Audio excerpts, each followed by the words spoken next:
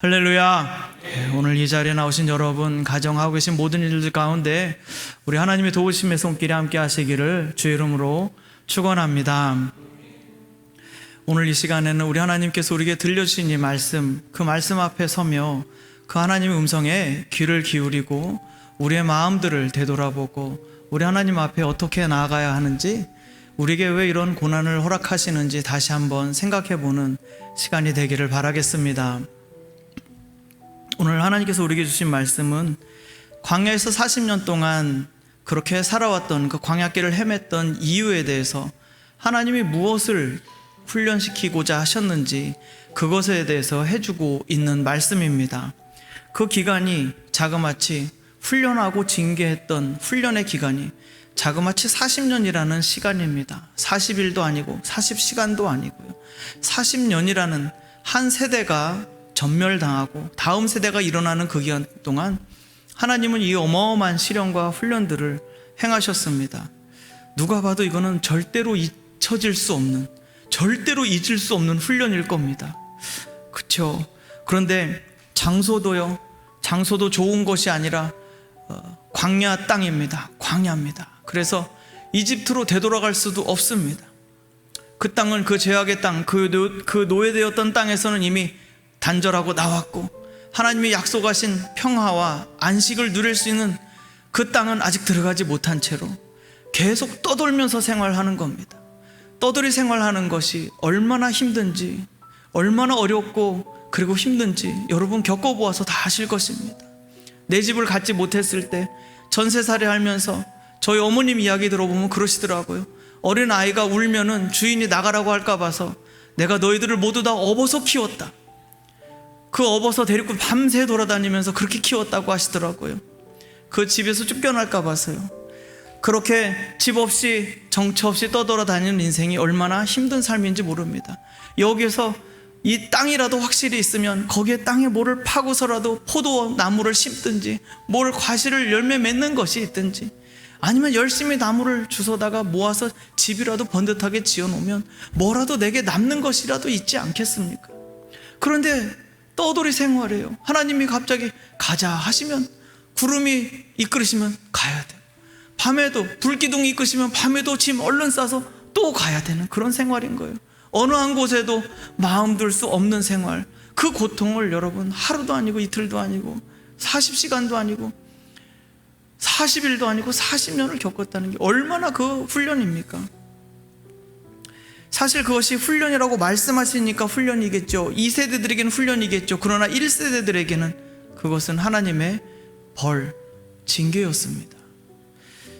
곰곰이 생각해 보면 1세대들은 하나님께서 출애굽하실 때부터 광야를 지날 때, 그리고 가나안 땅에 들어가는 마지막 순간까지 그 입구에서까지 하나님께 믿음으로 반응하지 않았습니다. 하나님께 어떻게 반응하고 있었는가? 그들은 끊임없이 불평하고 불만족스러워하고 다시 애굽으로 되돌아가자고 계속 소리 지르면서 나는 옛날이 더 좋았다고 소리치는 사람들이었습니다. 그렇기 때문에 하나님께서 직접 그 가나안 땅을 들어가서 싸우실 것이고 너희들을 끝까지 들어가게 해서 그 땅을 차지하게 하리라 아무리 옆에서 얘기를 해주어도요, 희한하죠. 그 마음이 완악하고 완고하니까 하나님이 아무리 달래주고 내가 네 옆에 있다, 내가 전능자의 손길이 너 옆에 있다, 내가 너를 도와줄 것이며 그 땅을 차지하게 할 거야 라고 아무리 얘기를 해줘도 일로 들어와서 일로 나가버리는 거예요. 아무리 얘기해줘도요. 그래서 이 1세대들은요 믿음으로 하나님께 반응하지 못했습니다. 하나님이 믿기만 해라, 내가 너의 짝이 되어서 내가 너희를 거기를 꼭 들어가게 하리라, 거기에 너는 믿고 따라오기만 하면 된다, 그렇게 말씀하셨는데 이들은 끝까지 믿음으로 반응하지 못했습니다. 그렇기 때문에 하나님은 그 가나안 땅 바로 코앞에서 뒤로 돌아 그리고 다시 되돌아가, 광야로 너는 어디에도 속할 수 없을 것이다. 그 훈련을 다 마칠 때까지, 하나님 앞에 온전히 믿음으로 반응할 수 있을 때까지 다시 그 훈련을 받아야 된다. 좀 더 무섭게 말하자면 너희들은 그 땅에서 쓰러지고 말 것이다. 너희의 자녀들이 가나안 땅에 들어가게 될 것이다 말씀하셨습니다. 하나님의 심판이 그 말씀 한마디가 얼마나 중하고 무거운지 우리는 여기서 철저히 보고 깨달아야 합니다. 1세대들은 그 하나님을 믿지 못하고 신뢰하지 못함 때문에 벌을 받아 징계를 받아 광야에서 쓰러져 가고 먼지로 될 수밖에 없는 인생이 되었지만 2세대들 입장에서 본다면 천하에 억울한 일이 이보다 더 억울한 일이 없습니다. 우리 부모님이 믿음으로 선택했다면, 우리 부모님이 그때 하나님을 믿고 신뢰하고 믿음으로 선포하고 그냥 나갔다면 우리는 지금 가나안 땅에서 편안하게 먹고 살았을 텐데, 이들은 지금 덩달아서 40년이라는 이 기간 동안 광야에서 헤매고 다녀야 되는 거예요. 부모가 불순종했기 때문에 부모의 불순종으로 인해서 이 자녀들은 광야에 40년을 걸었어야 됐고요. 그리고 그 40년 동안에 어떤 일이 있었는가 곰곰이 생각해 보십시오. 하나님은 그 1세대들이 모두 다 죽기 전까지는 안 된다라고 말씀하셨는데, 그럼 이 2세대들은 커고 자라나서 무엇을 했겠습니까? 자기 부모님을 광야에 다 묻고 들어가는 겁니다. 그냥 죽고 그냥 2세대가 짠하고 들어가는 것이 아니라 2세대들은 그 손으로 땅을 파고 자기 부모를 광야에 묻고, 그 묻을 때 그 심정은 어떻겠습니까? 하나님이 훈련하시는 것은 정말 너무 두렵고 떨리기까지 합니다. 이들이 그 비극적인 결말을 눈앞에 보면서 무엇을 배우겠느냐 이 말이에요. 가나안 땅에 들어가서는 전적으로 하나님께 순종해야 된다. 지금부터 들어가는 이 길이 전적인 순종 외에는 다른 길이 없다. 그것을 자기 눈으로 보고 들어가야 되지 않겠습니까? 이 시간들을 통해서 하나님은 이제 이 2세대들이 광야 생활을 마치고 가나안 땅을 들어가는 그 입구에서 이 모세는 말씀해주고 있는 겁니다. 하나님께서 1세대들에게는 징벌을 통해서, 그 벌을 통해서 그들이 광야에서 모두 엎드러지게 만들었지만 2세대들 너희는 속으로 나는 왜 이 고생을 해야 되느냐고 질문할 수 있겠지만 거기에는 하나님의 뜻이 있었다 말씀하고 있습니다. 네가 느끼기에는 억울하다고 느낄 수 있겠지만 아니, 거기에도 분명히 하나님 뜻이 있었다라고 말씀합니다. 그것이 두 가지로 오늘 요약해서 여러분과 함께 나누려고 합니다. 첫 번째는 하나님이 너의 마음이 어떠한지 알고 싶어 하셨다 말씀하십니다. 네가 정말로 하나님을 정말로 신뢰하고 따르는지 하나님은 알고 싶었다는 거예요. 여러분 곰곰이 생각해 보면 1세대들은 기사와 이적을 많이 보았죠. 홍해가 갈라지고 그 홍해를 가르고 마른 길을, 마른 땅을 걸어서 건넌, 그리고 이집트의 그 거대한 군대가 모두 그 물에 몰살당하는 것을 눈으로 보았습니다. 광야에서 어마어마한 기적들을 계속 보았습니다. 그런데 2세대들은요, 1세대들은 하나님을, 신의 산에서 하나님을 직접 뵙는 영광까지 너무 두려워서 다가가지 못했지만 하나님을 직접 뵙고 성막까지 만든 1세대들은 어마어마한 일을, 인류 역사의 길이 남을 그런 어마어마한 일들을 하나님을 직접 봤단 말이에요. 그런데도 어땠어요? 믿지 못했어요. 그러면 1세대가 하나님을 믿기 쉽겠습니까? 아니면 2세대 광야에서 계속 고생하면서 뺑뺑이 돌고 있는 2세대들이 하나님을 믿기 쉬울까요? 당연히 1세대가 믿기 쉽죠. 그런데 2세대에게 있어서 하나님은 어떻게 만나주시려고 하느냐, 어떻게 하나님을 신뢰하도록 하느냐, 말씀을 가르쳐 줌으로 그 말씀 앞에 순종하는지 순종하지 않는지를 하나님은 보기를 원하셨다는 겁니다. 기적을 아무리 보여줘도요, 예수님이 오셔서 직접 그 기적, 그 수많은 기적들을 다 볼 수 있게 해줘도요, 사람들 안 믿습니다. 여러분 얼마나 완고한지. 예수님이 진짜 농담 삼아 예수님이 가도 안 믿을 사람이라는 말들이 뭔지 알겠어요. 예수님이 직접 오셨는데도 진짜 안 믿는 사람들은 끝까지 안 믿습니다. 오히려 예수님을 십자가에 못 박아 버리지 않았습니까? 그 완악한 마음들을 가지고 있는 것에 대해서 하나님은 다시 테스트해 보겠다는 거예요. 그래서 이 세대들은 하나님의 말씀을 듣고 그 말씀에 전적으로 순종할 준비가 되어 있는지 안 되어 있는지 그것을 테스트하기 위해서 하나님은 알아보고 싶었다. 너희들의 진심이 무엇인지 알기를 원한다고 말씀해 주시는 것입니다. 하나님의 말씀은 무엇입니까? 하나님의 뜻과 의지입니다. 하나님의 말씀은 그분 자신입니다. 하나님 말씀은요, 그분의 임재입니다. 하나님 말씀은 그분의 통치입니다. 하나님의 말씀은 그의 나라입니다. 그래서 이 광야를 걸으면서 그 나라의 백성으로서 정말 하나님의 통치를 받으며 그것을 순종할 수 있는가? 눈에 보이지 않고 기사와 이적이 없다 할지라도 그들이 그것을 과연 하나님을 신뢰할 수 있는가? 그 도전에 직면해 있는 것입니다. 여러분, 우리가 하나님을 만난다고 합니다. 어디에서 만납니까? 가장 기준이 되고 가장 중요한 말씀은 기록되어 있는 성경 말씀에서 하나님을 만나야 됩니다.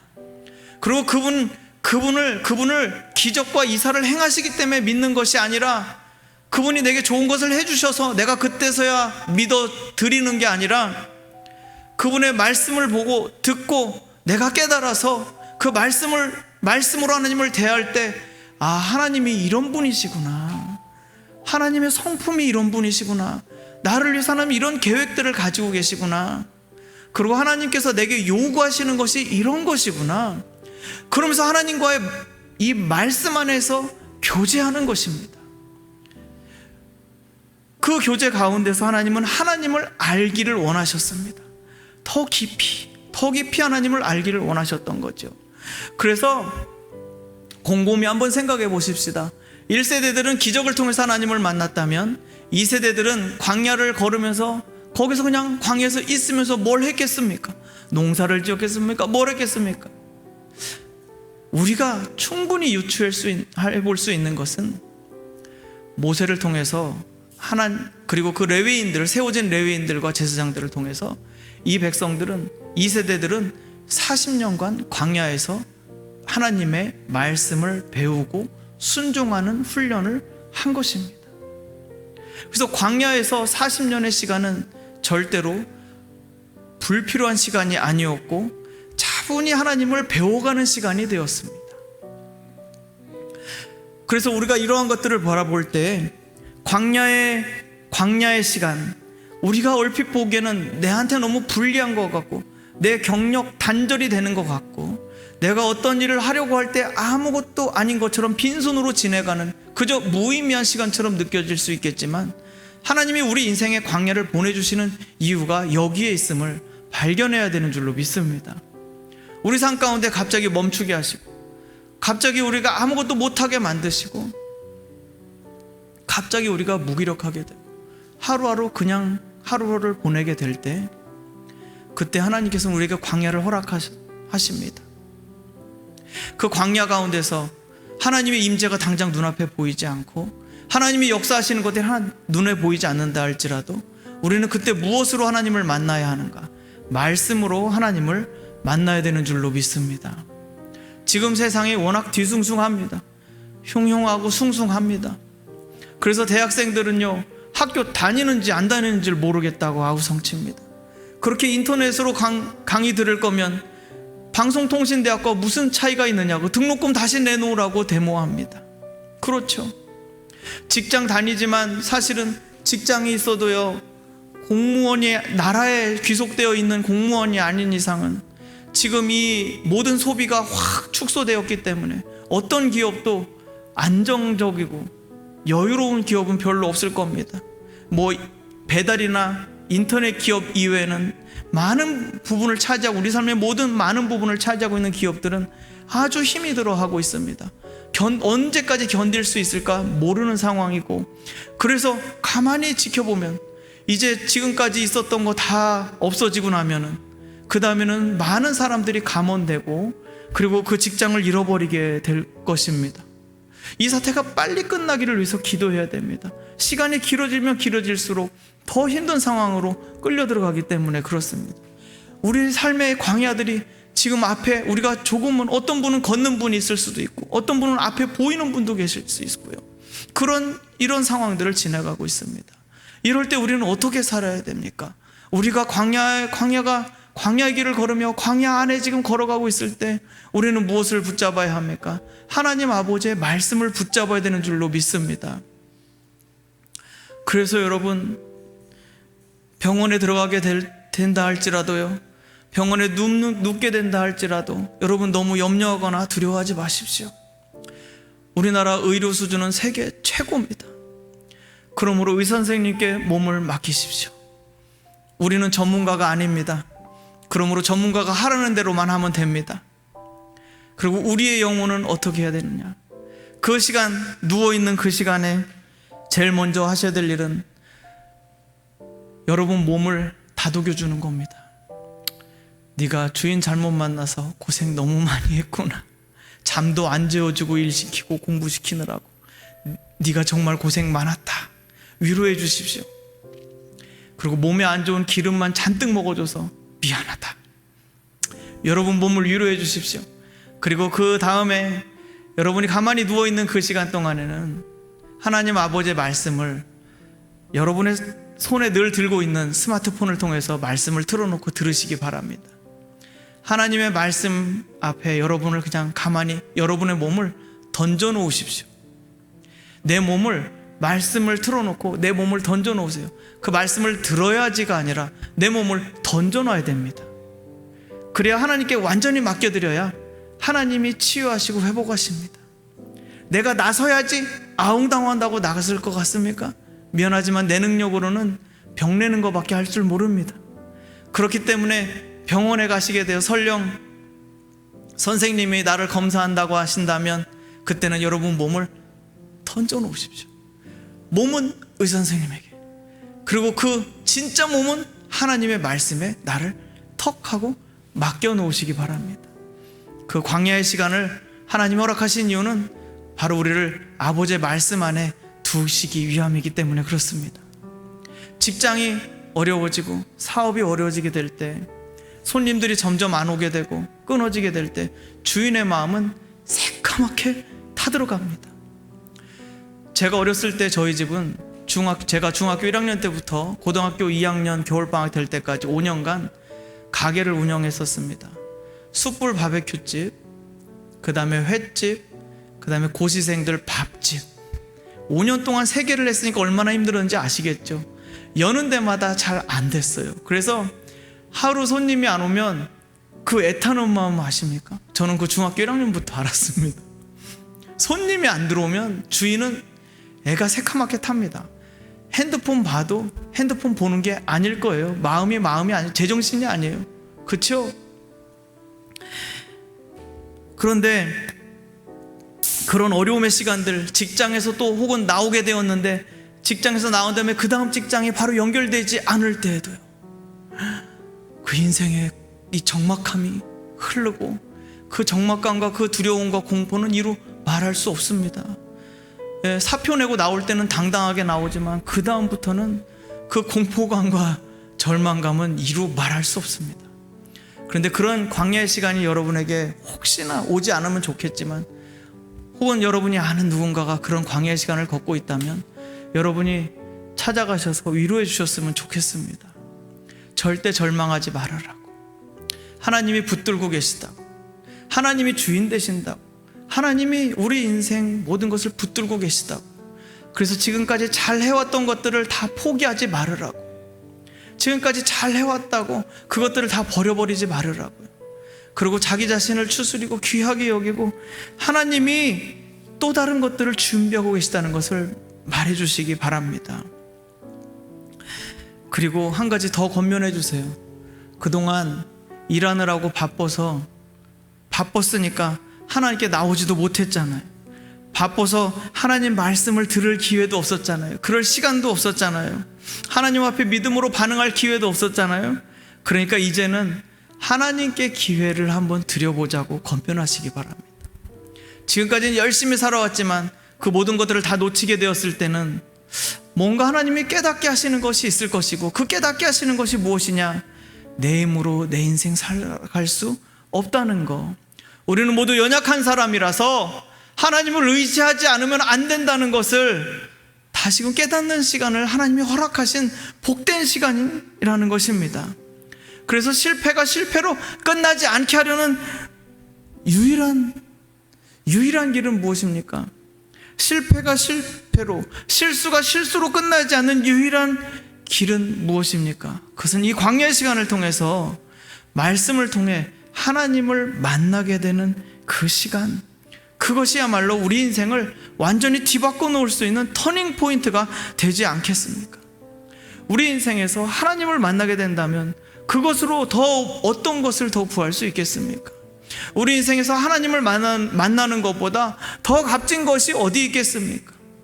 우리 인생에서 하나님보다 더 소중한 분이 어디 있으며 우리 인생에서 하나님보다 더 권세 많으신, 권세 높으신 분이 어디 있겠습니까? 그러므로 우리는 쉬는 때가 되게 되면 두려워하지 마시고 주저하지 마시고 교회 문을 펄떡 열고 들어오시기 바랍니다. 여기는 아버지의 품입니다. 세상 어느 누구도 여러분에게 뭐라 하지 않습니다.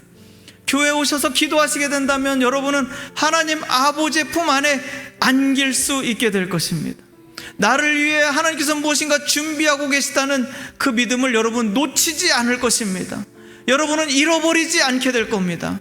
여러분의 지난 과거 돌이켜보실 때, 돌이켜볼 때 하나님께서 이 사망의 골짜기를 지날 때에도 하나님께서 붙들고 계셨다는 것을 깨닫게 될 것입니다.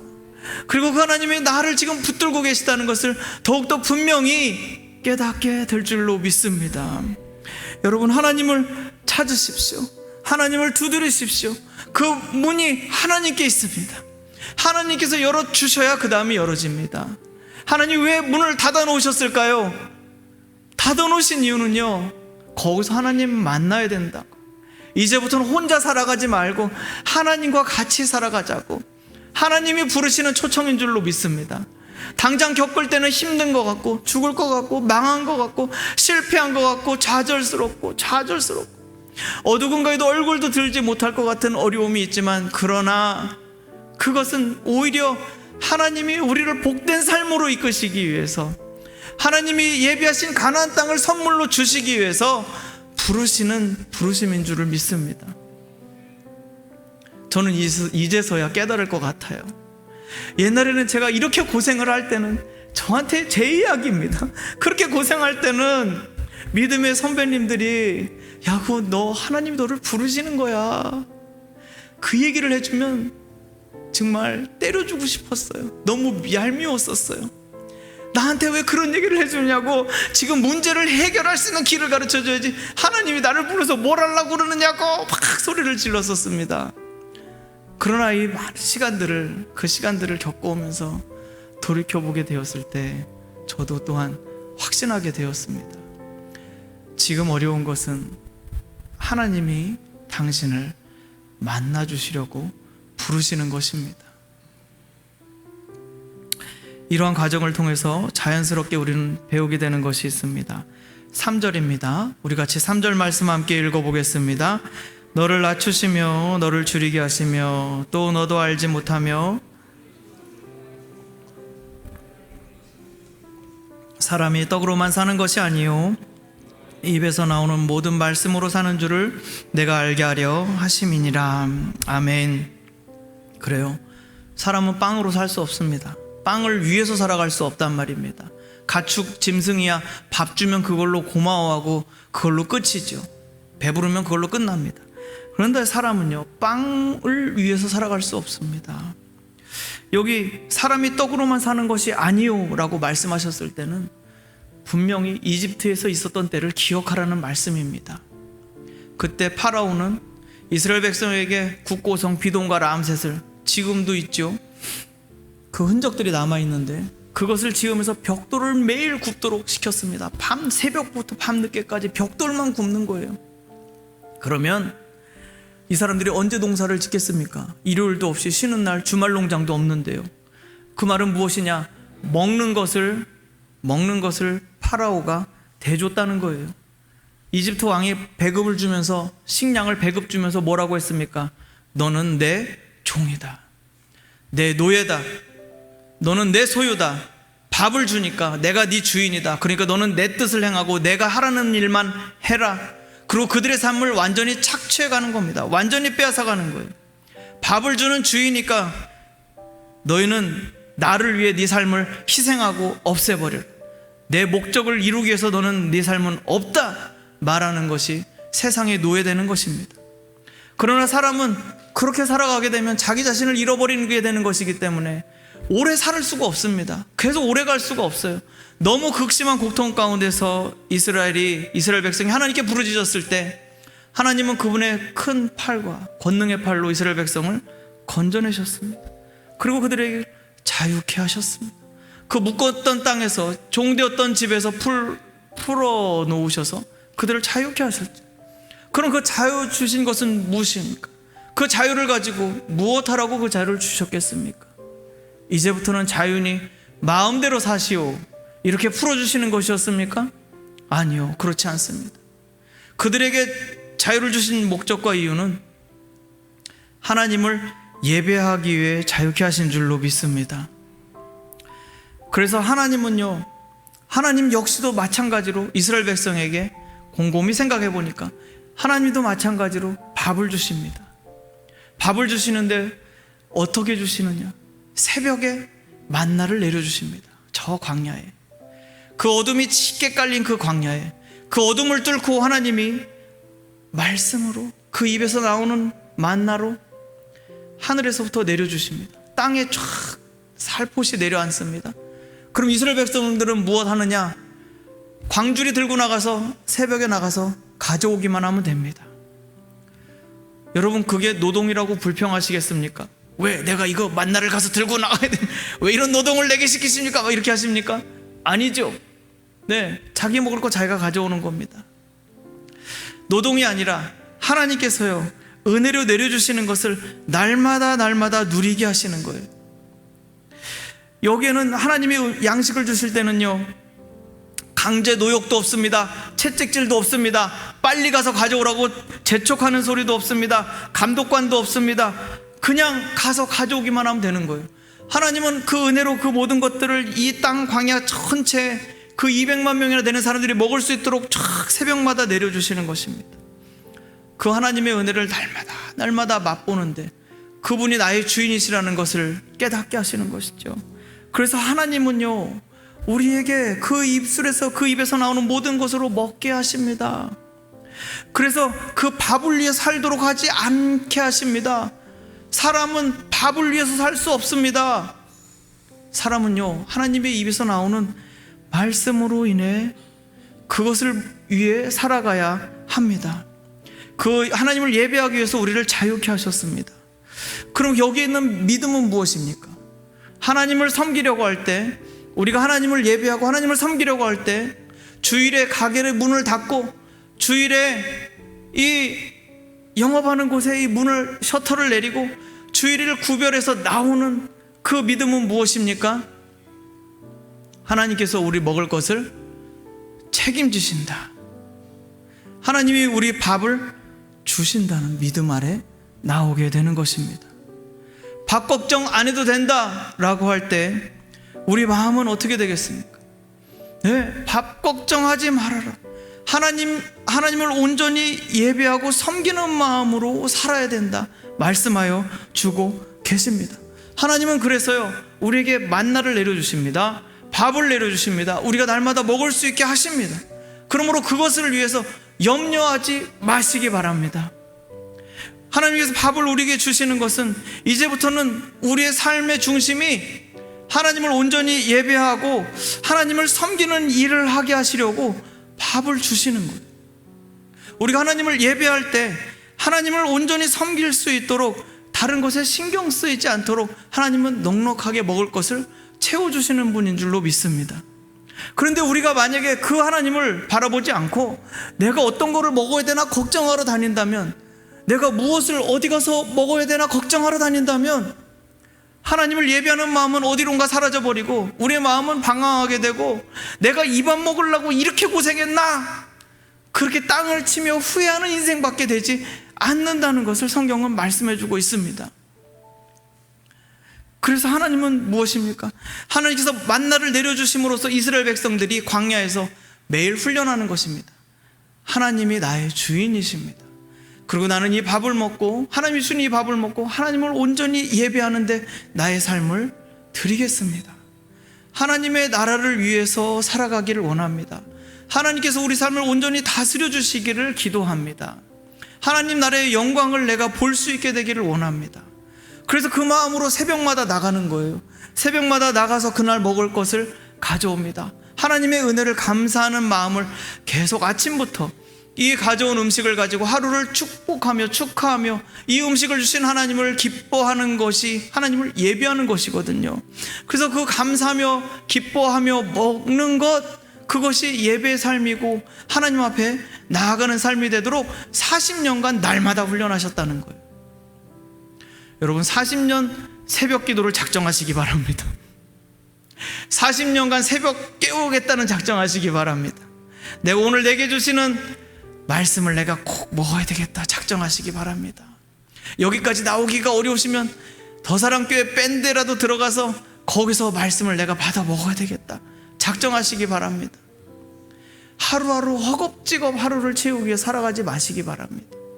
먹는 거 하나님이 주신다 믿음으로 선포하시고, 나는 하나님을 예배하며 살겠다, 하나님을 기쁘시게 하며 살겠다, 그 믿음으로 살아가시기를 바라겠습니다.